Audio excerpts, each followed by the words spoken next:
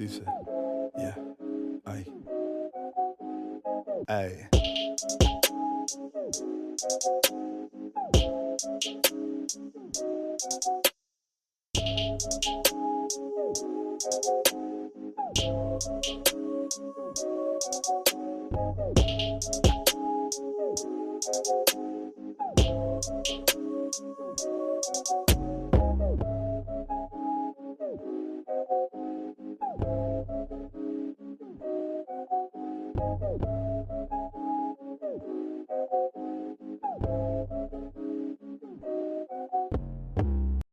Good day and welcome. I am William, narrator for the FYI I Am Damaged podcast.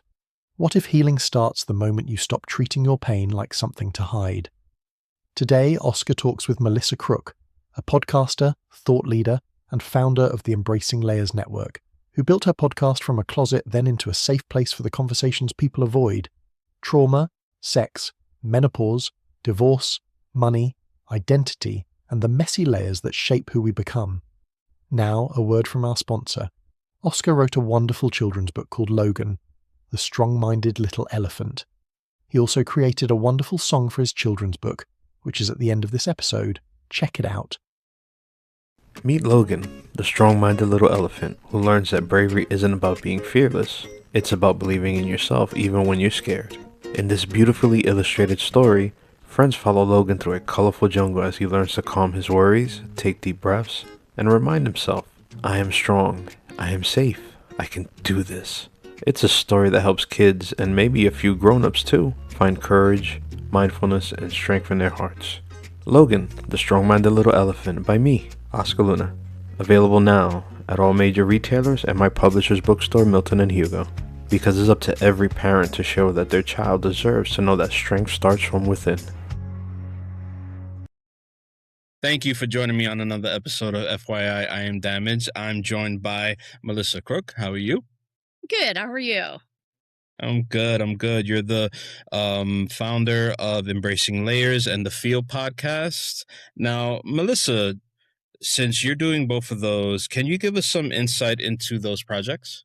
Absolutely. So I started this in July of 2021 with the Feel podcast. It's an acronym for Finding Empowerment, Embracing Layers. And it was really motivated by my own healing journey and wanting to get conversations going. And I focus primarily on women, but I have men on from time to time too. And I speak to both men's and women's groups, getting us talking about the things that get in the way of us living our healthiest, most thriving lives, all the things we've been told not to talk about, all the things, the trauma, the abuse, or just the language we heard of growing up of like, sit there and be quiet and don't be a problem and don't be a disruptor and sit down and instead, and not being taught how to process our emotions and being told that our emotions were uncomfortable for other people. And so we learn to stuff and we learn to perform and we learn to do all these things that are hurtful to us.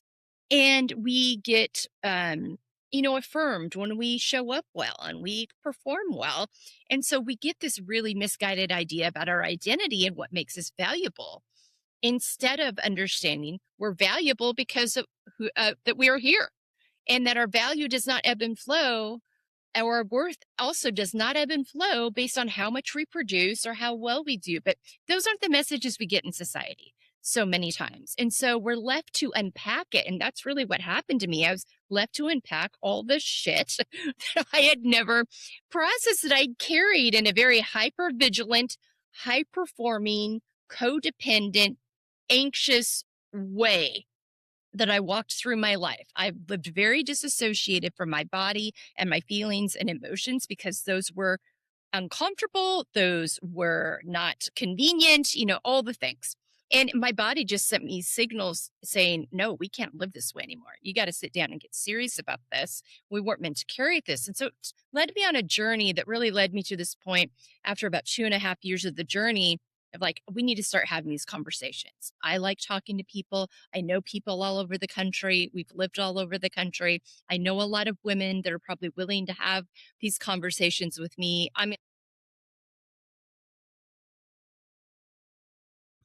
So it's just that reality check. Like I can connect with people. I'm going to start a podcast. I started it in my closet. I got some equipment, had some college students help me with the technology stuff that I didn't know. And I started having these conversations, and I wanted it to be an acronym that was invitational, that invited people into feeling safe and having some resources. And through this, I came up with talking points that I realized as my inner network and I were coming up with the talking points, I realized I had been adopting these practices in this healing journey I'd been on, and that they were really working well for me. So I was like, these will make great talking points, not because I've mastered them or that anyone else I've talked to has, but it just shows you that if you've got a guide, some guideposts and a framework to live by, you can live in alignment. You can live according to what your value is, know your worth, embrace what I call embrace your layers. And the layers are all the pieces and parts of your story that make up who you are, the parts you love, the parts you don't love, getting to that point of being able to acknowledge them and accept them with curiosity rather than judgment, and meeting yourself in those different spaces and places where maybe you made a decision you didn't love, but you can meet that 18-year-old and be like, given what she knew at the time and how she'd been raised and the experiences she had, I see why she made that decision. It still wasn't a good one. It still wasn't healthy for her, but I get that. I'm not going to judge her or shame her anymore. I'm going to accept her and welcome her in and love her and move forward with what I know now. So it's kind of just providing that framework. So I'm like, let's have these conversations. And we talk about all the topics we've been told not to talk about.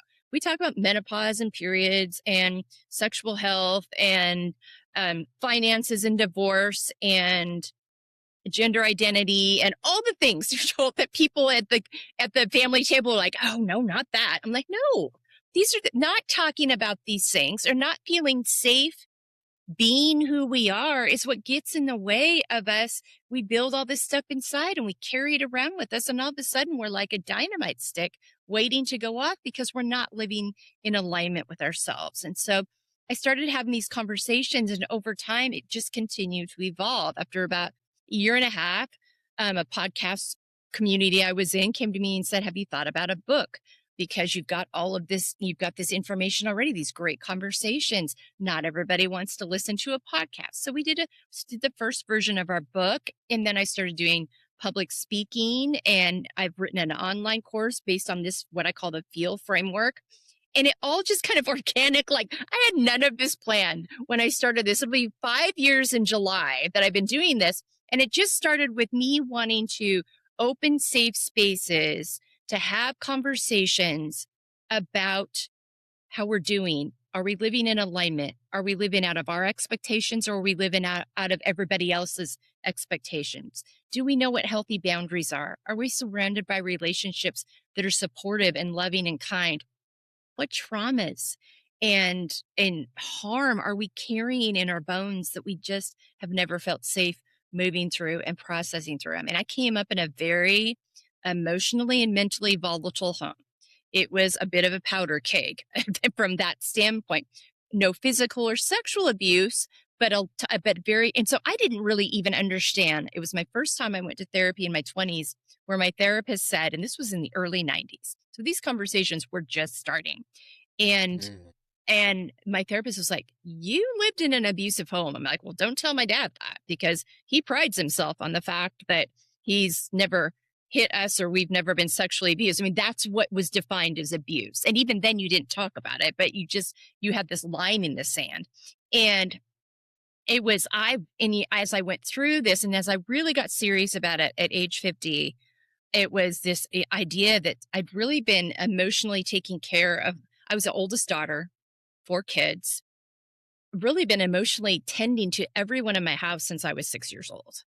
And I grew up with parents that had no idea what to do with their own emotions, let alone their kids. So there was and they came from their own very trauma-filled and generationally difficult and problematic backgrounds with their own parents. And it just transferred on. And you didn't talk about that stuff. I mean, I would get in trouble if I talked about anything that was going on in our home outside of our family that didn't reflect well in the family. And And so there was a lot, and I really started, and by 10 years old, I was doing a lot more. I was really, in a lot of ways, was more of a mom figure to two of my three brothers than my mom was, because of the kind of trouble she was having. There was just a lot happening that it was presented to me as normal. And then I got to a point where I was like, oh, wait a minute. I mean, everyone else's happiness isn't my responsibility? You mean that I have value outside of getting good grades and being the best at this and taking care of everybody that does that? You mean it's not selfish to take care of myself? Because when I decided to move out and transfer from the community college I was at to the 4U university that was 6.5 hours away from home, I was made to feel horrible by my mother, like I was abandoning her. And it's like, it's not my job to take care of you. If you don't like this life you're living, do something different. But I have been taking care of your emotional wellness and my brother's for 20 years. And it's time I need to go find my own life. And that was very, it was difficult. And even to this day, I mean, my parents have never been able to separate they did the best they could based on what they had. And also it did a lot of damage. And also they could choose to heal and move forward. And I mean, there's a nuance, and I think it's somewhat generational. I mean, I'm 56, and I feel like my generation of women especially have finally starting to talk about the things that are like, we've seen what our moms and grandmas did. This is not working. It is not serving us. Yeah. And I've got three daughters, and I so there was a lot that kind of inspired, and I was not healthy when I was raising them because of all that I'd been through. And so I'm having to go back and do a lot of repair now. I knew I wanted to be different than what I grew up with. And some things I did well differently. Other things I didn't, because I hadn't done the work. But it was also knowing it was safe, that it was okay. When I think coming up in my generation, when we were growing up and in our 20s and even our 30s, people that were crazy went to therapy or that had any kind of a breakdown. There was so many, and there's still a ton of stigmas. I mean, there's still so many stigmas around it. It's getting better. I feel like the last 5 to 10 years, we've talked about it a lot more, but this kind of led to my desire. I feel like I'm 56 now, and I feel like I'm finally doing what I was supposed to be doing my whole life. We're having conversations. I'm using this field framework to ask these 8 key questions and 3 key kind of topics of helping you live in alignment with who you were designed to be, based on your values, based on your why, setting healthy boundaries, knowing, I introduce people whether I'm working with people one-on-one or in a group setting or on my podcast, I introduce myself and others by their character traits rather than what they do. So we can have a sense of our value based on who we are, because roles and titles, those things are going to come and go. I mean, your kids are going to grow up. Your jobs are going to change. Your relationships are going to change. There's so many things that are expected and unexpected that are going to happen.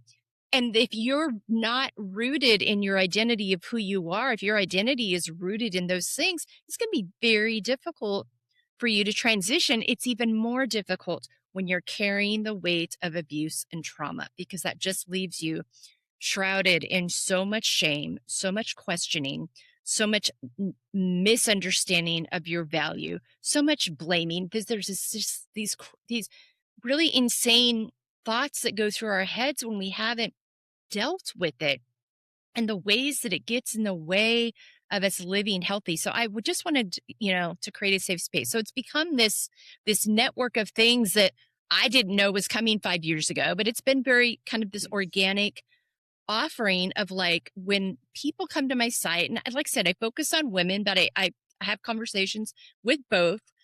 You come to my site, you find a conversation, you find a resource, you find something or someone, a book that can connect with you, that can help you, that you can also learn from. Because the other thing I talk about is leave your judgment at the door and bring your curiosity with you. And don't assume you know the answer for everybody else, or that it's, get curious. If someone needs support, instead of assuming you know what to do, ask them, how can I support you? Tell me your story. I mean, I think there's a lot of power in us listening and surrounding ourselves with voices and experiences that are different from ours, because they're the layers part of the journey. I mean, there's the layers of being a woman. I'll use a woman as an example because I'm a woman and I talk a lot about women. But then there's all the other pieces of that. Your socioeconomic status, your ethnicity, where you grew up in the world, your race, your religion, I mean, on and on and on, your family dynamic, all of these things, your identity, all of these things impact your experience as a woman. So me, as a white, cisgendered 56-year-old woman in Central California currently, does not have the same experience as the 26-year-old Black woman who grew up in the Bronx. We don't have the same experience. The only thing we have in common necessarily, and we may have more in common as we talk, sometimes you talk to people like, oh, wow, we do have those commonalities, and we can find those. But for me to assume that I know how to give her good advice without first listening to her story and seeing if I even have anything to offer her and being open to what I can learn from her about her experience. And so it's just a place to find support, to find resources. So if you're feeling like I've got this life, I've got this job, the house, the partner, the kids, the car, we go on vacation, we don't, whatever it is, but I'm still feeling really angsty, like I should be happy on paper, then there's something going on. Come talk to us, and let's start asking some key questions and help you get to know you and bring you back home to you. And I tell people, sometimes I do one-on-one in sessions, and also when I'm speaking, I'm like, some things might come up that you need to get a little more help on. I'm not a therapist. I simply have a framework that I firmly believe if you follow and continually ask yourself, it'll keep you in alignment with who you are and showing up in the world the way you were meant to. But there might be some deeper work that has to be done. I'm in therapy. I need a therapist to continue to evolve and unpack the layers of what I've go through. But it makes me better and healthier at what I offer to others. So that is really, the long and short of mostly long, of how I got to what I offer today. And I want women to know, and I want people to know, you're valuable, you're worthy, and you get to choose. You don't have to stay where you are. You get to choose something different if that's what you need. I've connected with so much of that because it's one thing I've came to me is like, and I deal with that. It's like people is like, why this, why that? It's like, well, you got to understand that, healing creates questions,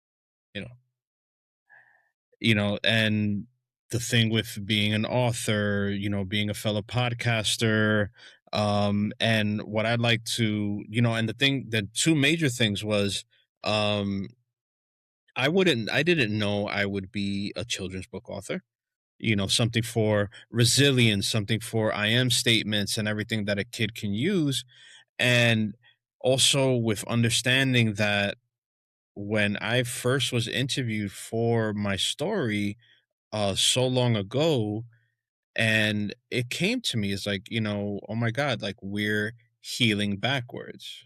And the person was like, what do you mean? I'm like, well, a lot of the stuff that we're doing for ourselves wasn't available back then. And if it was only available to those select few. And now, though the older generations can actually now do that for themselves when they couldn't do that. So we're actually healing backwards. And, with those older generations that do want to attempt to actually do that for themselves. And there was that. And with the kids trauma, like realizing, like I had like a oh shit moment where it's like, oh shit, like I'm becoming my kids' trauma. And I need to stop that when a lot of us, everyone who's listening, and a lot of people I've interviewed, they were traumatized by their parents, but their parents never made that connection. Like, I'm fucking these kids up, like for a while. But they were just within their emotions and just lashing out. So I'm like, oh God, I got to do something about this because I was that young boy dealing with that. I was the youngest of three, the only boy. And dealing with that, it was just like, I couldn't, a child can make heads or tails of it. And then that parent who is traumatized is not going to explain it or come through and say, look, I'm sorry. I'm dealing with some stuff and I shouldn't have taken it out on you. Like, they'll be okay. And I'm coming from a Spanish household in the South Bronx, and my wife is the same thing. Like, I'm Puerto Rican, she's Dominican, and we've gone through some stuff with our parents, and it's like, whether it was being affected by them or at least in my was being affected by one, and then not having a traditional father figure. So and then I'm like, oh fuck. I had like this moment where I'm like, how can I be a father to my kids when I never had the father that I should have had? Yeah. And how do I Yeah. reconcile that? Yeah. There's so much fear And that comes with that too. I could have totally, yeah. I mean, when I was pregnant with we have 3 girls, and I was terrified to be a mom because I'm like, Mm. well, how in the heck am I going to know what to do? I've raised, in a lot of ways, emotionally, I've raised myself and her.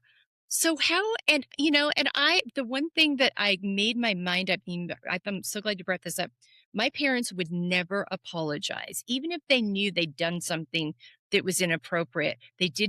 They believed it wasn't appropriate for parents to apologize to their children. And I don't think that's uncommon for their generation. They're baby boomers. I don't think that's uncommon. I, as much as I was like, I will apologize to my kids. And I will just like, I will do that. They need to see that that we're not infallible, that we're human, that we're going to mess up, and that it's safe for them too when they mess up because they know mom and dad mess up. So they can hopefully feel safe coming and talking to us about things that may mess up on. But I get that. It is scary. And you and I were talking before we started here. I've had to go back and course correct with my daughters because there are things that didn't land. And the one thing my husband and I are both said is, listen, whatever therapy you need to to work through whatever it is that we didn't get, healed from in time, as we were kind of healing and raising you all at the same time. It, wasn't always really, a good combination. Let's talk about it. Know that we own that. We know that we did the best we could, and also we didn't get it all right. And let's work through that together so that we can continue to build and be strong. And if nothing else, I hope my daughters have learned from me that you continue to evolve and grow, and you don't arrive. And I don't automatically know more just because I'm older. Yes, do I have wisdom? Absolutely. But I can learn from them too. Now, back in September 2019 and those 2 ER trips around your 50th birthday, before anyone said anxiety, codependency, or burnout, what was the weight of these 3 words on your life? I had a very unhealthy, I didn't know what codependency was. I honestly didn't. Like, I didn't know Mm. what it was. And then when it was described to me, I was like, oh, I was very defensive. I'm not like that, even though deep inside I was like, oh my God, that's me. And every single one of my relationships, I was very defensive initially. And for the anxiety piece, I knew I was fried. Like, the burnout piece is like, there's something going on here and I need to unpack what it is. The anxiety piece, I really, I laugh about it now. I really thought I was going to go to therapy, be cured from my anxiety. And I had to change around the way I talked about anxiety. Instead of my anxiety, the anxiety that I'm feeling. It's not my identity. It's something that I'm experiencing. I first had to shift that, but my therapist, she's like, here's the deal. I am not going to be able to cure your anxiety. Nobody can. Anxiety is an emotion that we are given as humans to let us know when something's off. I am going to guide you in changing your relationship with anxiety. because right now you live up here all the time. You are in constant fight or flight, and you start the day up here and you go up here. You don't, yeah, we're going to get you down to a base level because everything was an emergency. Everything, the lion was constantly chasing me. And I had really been in that mode. I figured out as I did the inner child work, I figured I had really been in that mode since I was 5 or 6 years old. And I just didn't, my nervous system really had very few times where it felt safe enough to come out of that. And so anytime a challenge came up in our family, or I felt like something was threatening or hard to go through, I put on the armor. I'm like, you're not going to get my people. You're not going to get my family. And I remember my husband saying to me in fall of 2014, after we'd gone through a hard time and we had to make a big move and a job change and a lot was happening. And he's like, it's okay now. You're safe now. You need to settle. You're still acting like we're up here in danger. And I use the word danger in quotes because danger is relative. But he's like, we're okay now. And it wasn't until another 5 years after that I was really able to, see what he was talking about and be willing to face it and get serious about it. So it took me a few months to get past the fact that, I'm not going to be cured from anxiety. Oh my gosh. Excuse me. Sorry. And have to actually shift my thinking to changing my relationship with it. Not everything is a threat. I don't have to live up here all the time.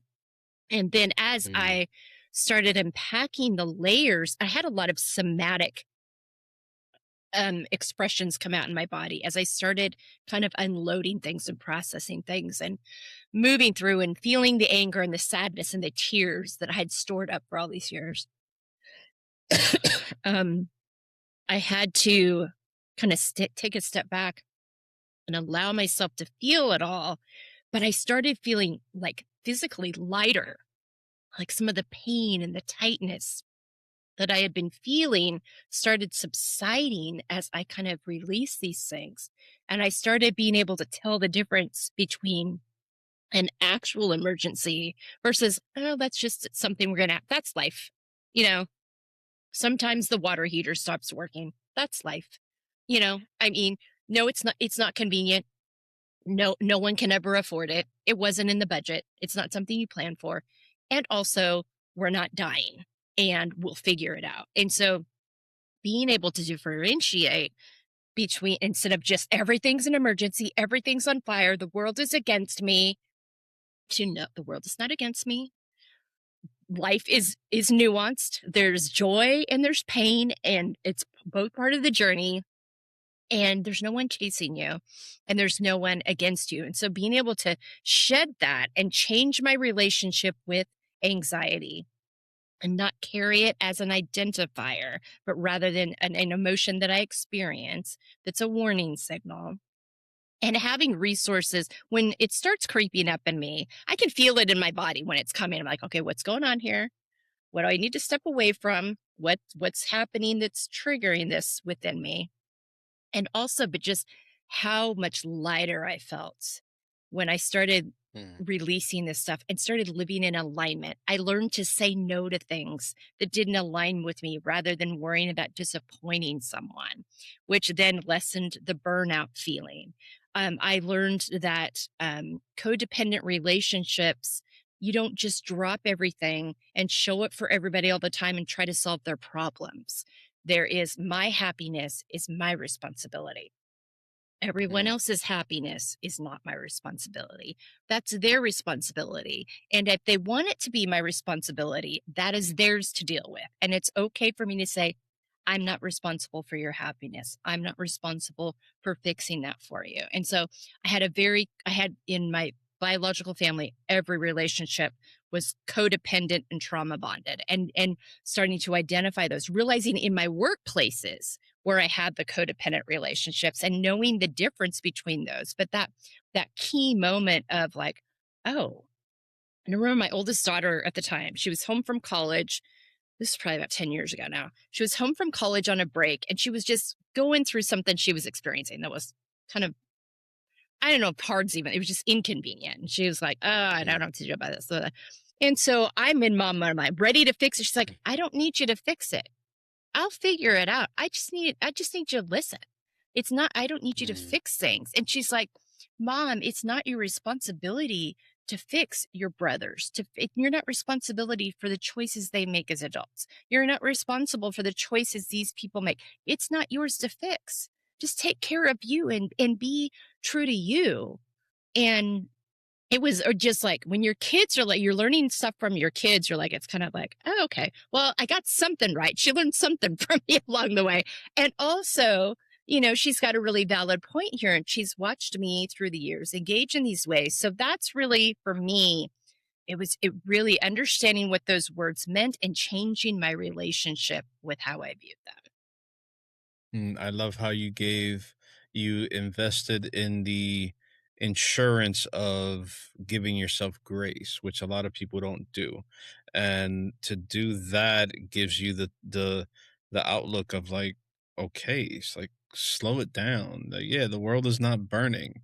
I relate to everything you said on like so many levels. It's something that once you get in tune with to give yourself grace, it's just like, okay, this is happening. Can we deal with it? Sure. How do we deal with it? When do we deal with it? The who, what, when, where, why. And it's like, okay, then let's deal with it. If we can't, then we can't. We'll pivot, and to have that sort of, because to see people do the opposite, it's like I'm getting to a point where like I'm too old for this. Like I can't be around this little Tasmanian devil of anxiety. It's like figure your shit out. Don't stress me, or like I'll help you, but don't stress me. Otherwise, you're not in a bad way, but you're on your own. I can't. I'm not trying to pull you out of maybe a hole or whatever, but you're just gonna end up yanking me in with you. Like stop. Stop. And a lot of people can't do that until, they go through their own story of, the frog and the scorpion, and then, I seen people like that. I've come across people like that in my life where if I knew I entrenched myself with this person, I'm done. Like I'm done. Some people, when they're in their sort of black hole moment, nothing can escape, nothing. And it's like, oh, I see that. Like I guess because of what I've been through, it's like you see early on those type of people, and it's like I'm not, like it's a bad term, but it's like what guys went through. It is like, oh, you're Captain Save-A-Ho. And it's like, I don't know if you've ever heard the term, like, but it's a bad term basically describing like you cannot save somebody that one doesn't want to be saved, or is not ready, not doesn't want to be saved, is not ready to save themselves and get out of what they're going through. Like, yeah, everybody needs a helping hand every now and then. But there are some people, when they have that hand in theirs, they just yank the shit out of you, and you're it's a wrap. You're done. And now you're trying to save yourself.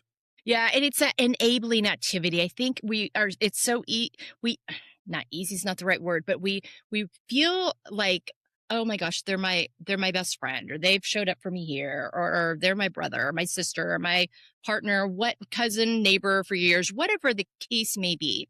We feel like, and we keep enabling them, hoping that we can change them.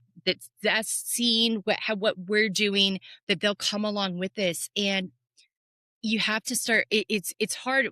The women that I work with, they have a really hard time with this boundaries piece. I'm like, boundaries are about you. You mentioned those I am statements earlier. They're about your behavior and what you will not be part of anymore. They're not about the other person's behavior. But if you're enabling in any way for this behavior to continue, then you're not helping them, and you're you're abandoning yourself in the process. So nobody's winning here. Now they're not going to be happy about it. because they're not ready to hear that. That doesn't mean you're doing anything wrong. I think this idea, especially when we've come from backgrounds of abuse where we're just fighting to find ways to feel valuable and worthy, we get this idea that we've got to save everybody else to make ourselves, to validate our existence. And it's a faulty road to go down, because only each one of us is responsible for our own happiness. Each one of us is responsible for our own work. And we tend to believe if someone doesn't respond well to a healthy boundary that we've laid, that we've done something wrong. And it's like, no, that doesn't mean we've done anything wrong. It just means they're not ready to do the work yet. But it's not your responsibility. But it's hard. It's really hard. And people, that they'll continue, and especially if they're used to you continually saving them, they're going to challenge that. And they're going to say sometimes a lot of terrible things to try to drag you back in. And you have to just keep showing up every day with that boundary. And like, I'm going to have to love you from afar. This is just this. And when you decide you're ready to do your part in this and be accountable, but doing the same pattern over and over again is not serving you, and it's not healthy for me. But it's really hard. It's really hard. And it took me about a year and a half. I'd set some healthy boundaries with some people in my life. And it took me about a year and a half to stop feeling guilty. I mean, it was finally after about a year and a half, I was able to kind of over time realize there's a lot less drama in my life. There's a lot less, everything's more, I'm not having these kind of, freeze up moments when I know that I'm going to be dealing with them in some way, or being in a space that they're in, or anything like that. I'm like, oh my gosh, I don't miss that. That's been really kind of, and you notice that I'm actually surrounded with people that are really healthy and have done their own work as well, and want what's well for me, and honor and respect my boundaries and what I need. And so you got to be consistent, and no period is a complete sentence, and you don't have to over explain or justify that. If it means, I tell people, I'm like, if your choice is abandon myself or not abandon myself, the right answer is always not abandon myself. It may not feel good in the moment, but that over time you are going to find was the right answer. And hopefully they'll come along, but it's not your responsibility whether they do or don't. They have to decide that. Yeah. I always catch myself, like, if I'm doing something that's not productive, like, okay, I finally started asking myself, like, okay, is it serving you or are you serving it? And it would help me get me out of that, because if I'm serving it, then I'm what's the word, like, I'm I'm subjugated to it. So it's like, I don't want to do that, so cut it out, being on the phone for too long, social media, XYZ, so yeah. Now, on the Field podcast and in your self-leadership work, you said worth is rooted in being, not doing. How has your life changed as you move from productivity driven to value driven identity? I enjoy my life so much more. I don't have that angst anymore that I'm like, I should be happier than I am. I'm much more content. I judge success very differently than I used to. I do a thing where I track my wins every day, and my wins aren't how many podcasts I recorded or how many people scheduled me to speak. They are, I took a nap today and I didn't feel guilty about it. I went outside and sat in the sun this afternoon because I needed a break after that really heavy podcast recording conversation. And I moved a meeting because I knew I didn't have the capacity to show it for that well. So it's just changed the whole way I view success, the whole way. What does that mean for me? It means something completely different. And I'm still, even now, I've been doing this for a while now, and I still struggle with that whole 9 to 5, 8 to 5 identity. And my husband reminds me, he's like, it's your own thing. You get to decide what your capacity is. And some days it's going to be higher and some days it's going to be lower. And you're not subject to anybody else's schedule. You don't get paid hourly. And so releasing that, but so deeply, centered in our culture of that being productive piece, but I'm so much farther along than I used to be with that. And so I'm very conscious of the wins that I record when I allow myself to do things that 5-10 years ago I would have never thought was acceptable to do.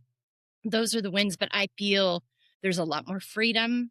And life still happens. I mean, I'm still trying to create income and and show up every day. And I have a lot of conversations with people that are really going through some stuff. And it can be really difficult. What I've learned to do, I think that's been so helpful, is I've learned to plan my calendar according to my capacity instead of how many hours there are in the day. So I have learned, okay, this many recordings, that means I'm not doing any more meetings because I've given that much emotional energy. So I'm going to do some administrative stuff, maybe set up some appointments, but no more of that because no one will get the healthiest version of me. And I need to create space and make space to refill my cup in between because I know what that costs me. I'm very mindful of my placement of when I'm a guest, when I'm a host. I also have panel conversation. I do public speaking. I mean, so I've got a lot of different avenues going on there. And so mindful of looking at my calendar each week, I'm like, where am I capacity wise? And making sure that's built in there. There's time to step outside and take a breath when I get done with a heavier conversation, that I've built that space in.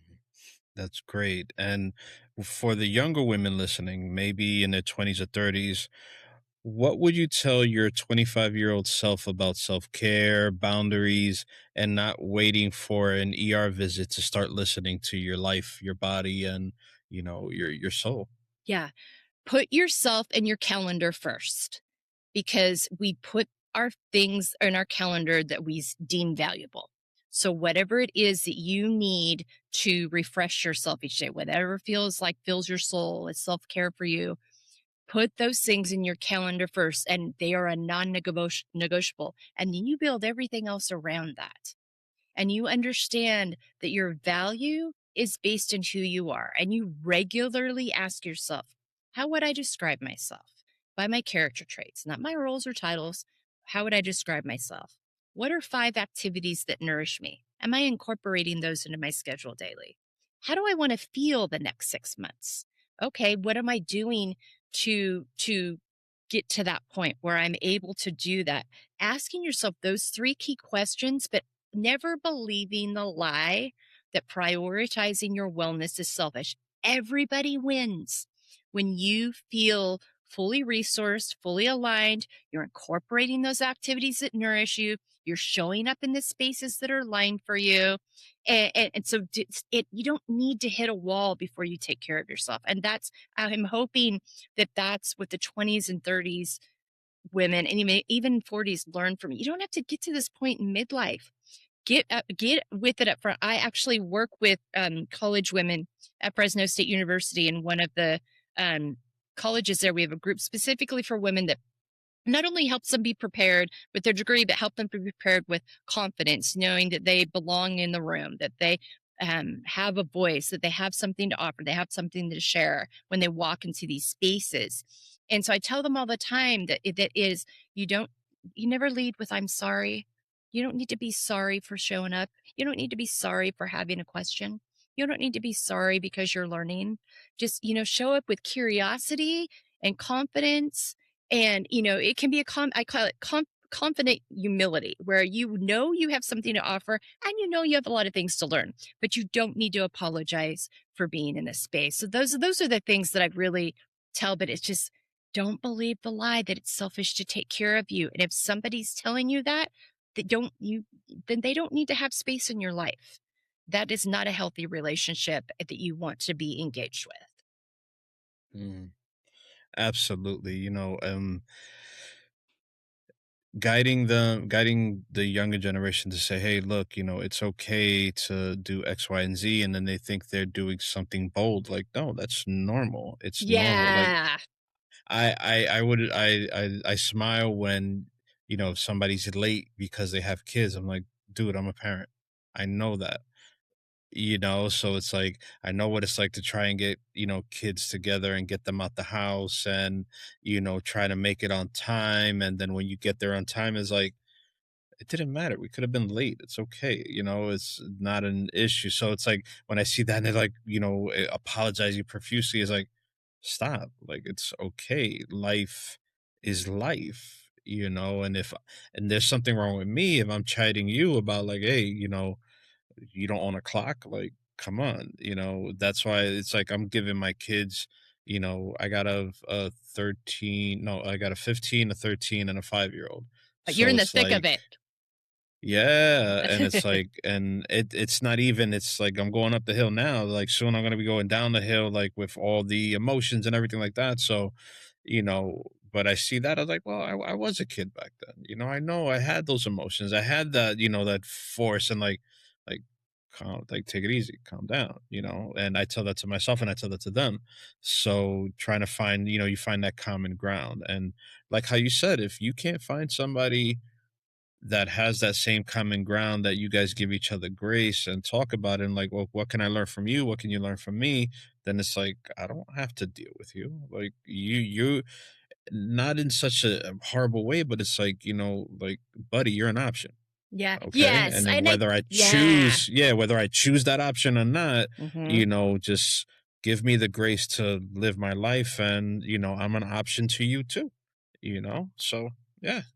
Yeah, that's a great way of putting that. Yeah, I think it's so important that sometimes we think, relationships have seasons too. Sometimes we will grow in different ways that other people won't grow. No one did anything wrong. No one needs to be the villain. It just that relationship had its season, and it's okay that it's not a primary point of your life anymore. We don't, you don't have to blow anything up. It just sometimes people grow apart and go in different directions. And I think getting Hmm. okay with that too. And we're all going in our journey at the same time, but that journey is in so many different spots. I start my journey, somebody's in the middle, somebody's towards the end, and it's when people realize that, then it's like, okay, I'm at this point in my life and it doesn't connect with someone else. Like, why are you forcing it? Like, why do you need to force it? Is it serving you to, like, I had to deal with that because I had two competing jobs. It felt, like, okay, ooh, like I'm gonna have options to pick, but then the one I really wanted, next thing you know, like I get ghosted by them instead of being told, hey, look, we're good, we went with somebody else. At least that would have gave me the answer that I was looking for, to say, okay, it's not there. But then I threw myself into a tizzy and saying, hey, you got any word, anything's happening, like reaching out to a point where it's like, okay, then they stop responding and I'm like, damn it, just tell me, like, what, I do it on them, like, what's wrong with you? Why can't you just say, hey, look, we're going with somebody else? Like, but he doesn't have they don't have to have consideration for my feelings. Plus it's a work thing. So it's, I can see them now, like, well, you need to work that out within yourself, like it's not my problem. And I'm like, oh shit, yeah, that's right. It's, Yeah. but I, hedge my bets. I got something else, and I'm like, okay, it's happening. So it's working that out with my therapist, doing that, and that's another thing. A lot of people say is like, oh, I'm working out on this, I'm working out on that, but then they don't mention that they're, working it out with their therapist. Like, dude, mention that, because somebody could be curious. Like, I never did that before, and I tell people, I'm like, therapists are people too. You gotta find the right one. Yeah. I You had got to, somebody, yeah.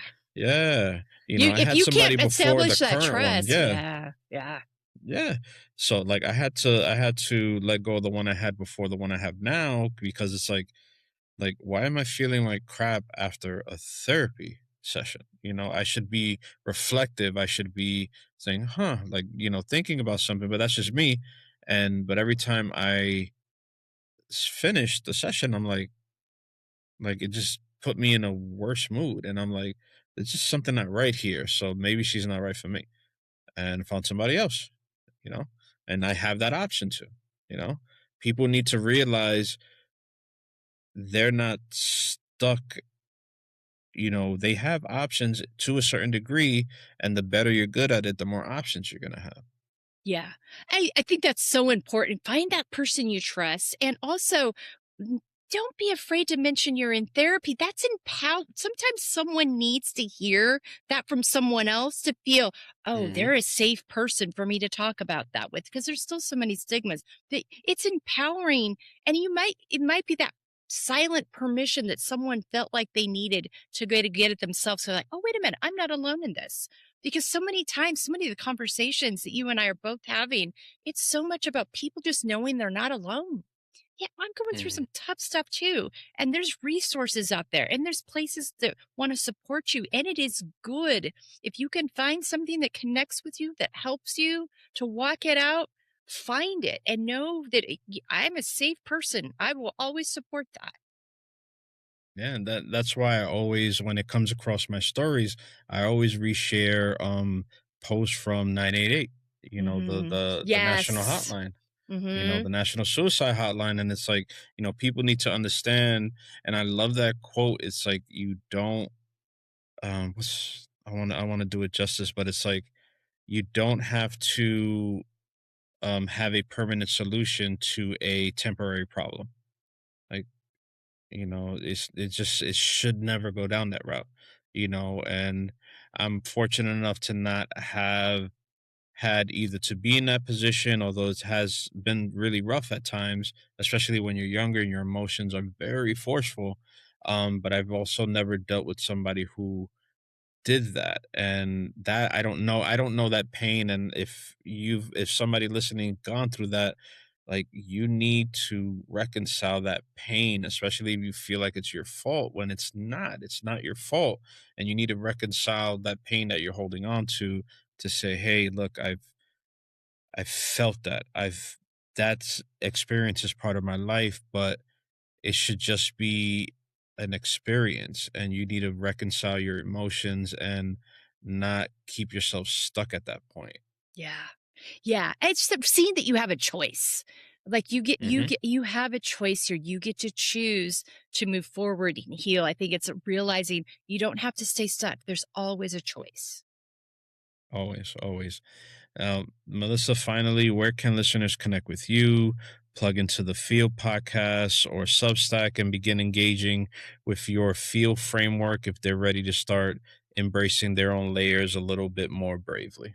If they just go to embracinglayers.com, it's all there. All of our website information, our courses, our social media platforms, Substack, getting me as a speaker, podcast episodes, everything is there. And hopefully, a list of resources. There's something there for you that serves you. But yeah, go to embracinglayers.com. And if you have any questions, just go to our contact form and let's set up a 30-minute um, free empowerment session. Just talk about what it is that's going to support you best.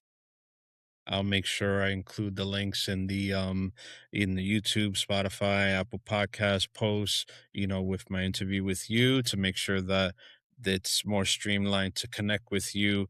And thank you so much for your time, your vulnerability, your honesty, and your journey. Thank you for sharing that with me and with the rest of my listeners, your listeners. And, you know, it's just an amazing thing to experience. Thank you very much, Melissa. Oh, I appreciate you having me. Thanks so much for this great conversation. You're welcome. Thank you, Oscar. That was an insightful episode. If you've spent years performing instead of processing, Melissa's story is a reminder that curiosity can be more healing than judgment.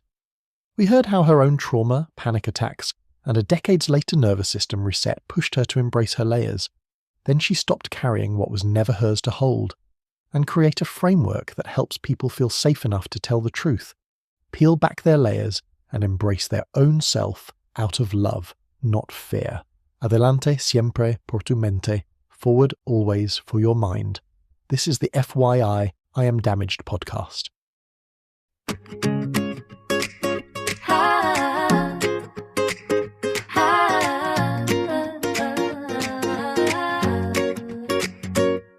In the bright green jungle where the tall trees sway, lived a little elephant who felt big feelings. Every day Logan loved to splash and play by the riverside, but sometimes wobbly legs made him wanna run and hide. Tummy doing flips like a stormy shaking drum. A tiny voice inside him whispered, what if I can't have fun? Then Brandon the wise monkey smiled from the tree, said, little friend, take a breath, come and sit with me. Feel your feet on the ground, feel your hand on your heart. We're breathing together, that's how courage starts. I am strong, I am safe, I can do this. Breathe it in slow, let it out with a wish. When my mind feels wiggly like a monkey in the trees, I calm my heart down with my breath and my knees. I am strong, I am safe, I can do this. Step by step forward through this, scared and know what if. Even when my tummy feels funny and tight, I can still be brave, I can still shine bright. Next day in the jungle they played a game of tag. Logan felt the nervous pull, his body started to drag, but he remembered Brandon and the tools he had inside. Took a deep gentle breath instead of running off to hide. Breathe in the sunshine, breathe out all the fear. Stomped his big elephant feet and felt his courage appear. With the wiggle of his trunk and a laugh so free, whispered to himself, there's a lion heart in me. His friends saw him smiling as he joined in the game. They asked, Logan, what's your secret? You don't look the same. He said, when my thoughts get loud, I don't have to stay small. I breathe and move my body and I stand up tall. I am strong, I am safe, I can do this. Breathe it in slow, let it out with a wish. When my mind be wiggly like a monkey in the trees, I calm my heart down with my breath and my knees. I am strong, I am safe, I can do this. Step by step forward through the scared and oh what if. Even when my tummy feels funny and tight, I can still be brave, I can still shine bright. Little heart listening, this song is for you. It's okay to feel scared, that feeling's true. But just like Logan in the jungle so wide, you've got quiet, steady strength living inside. So breathe in slowly, feel your feet on the floor. Let your shoulders soften, you don't need to.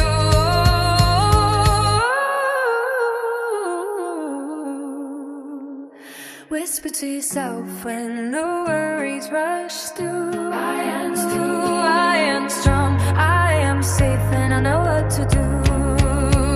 I am strong, I am safe, I can do this. Breathe it in slow, lay it out with a wish. When my mind feels wiggly like a monkey in the trees, I calm my heart down with my breath and my knees. I am strong, I am safe, I can do this. Step by step forward through the skin and know what is. Logan showed the jungle and I show the world. There's a strong-minded hero in every boy and girl. In the bright green jungle when the stars shine above, brave little hearts fall asleep feeling safe and loved.